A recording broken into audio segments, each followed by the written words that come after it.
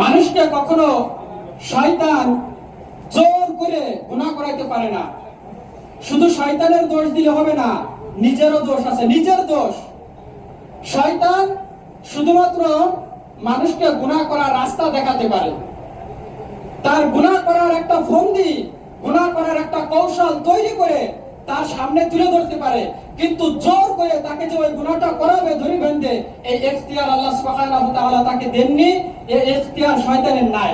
সুতরাং গুনাহ সেই ব্যক্তিই করে। সে যদি মনে করে যে শয়তানের ধোঁকায় পড়ে শয়তানে আমারে করাইছে, না, শয়তান আপনাকে করাই নাই। শয়তান শুধুমাত্র গুনাহ করার চাকচিক্যটা আপনার সামনে তুলে ধরছে, কিন্তু গুনাহ আপনিই করছেন।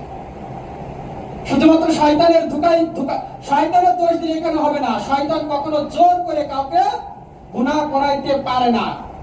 শয়তান শুধুমাত্র গুনাহ করার একটা ফন্দি, একটা চাকচিক্য, একটা রাস্তা তার সামনে তুলে ধরতে পারে।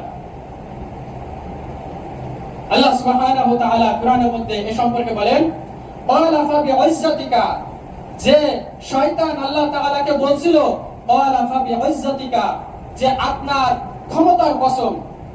শয়তান জানে যে আল্লাহ তাআলার কত ক্ষমতা, সেই ক্ষমতার কসম খেয়ে বলতেছে যে ক্বালা ফাবিইজ্জাতিকা, যে আপনার ক্ষমতার কসম, লাউহিয়ান্নাহুম আজমাইন, আমি তাদের সকলকে গোমরাহ করব।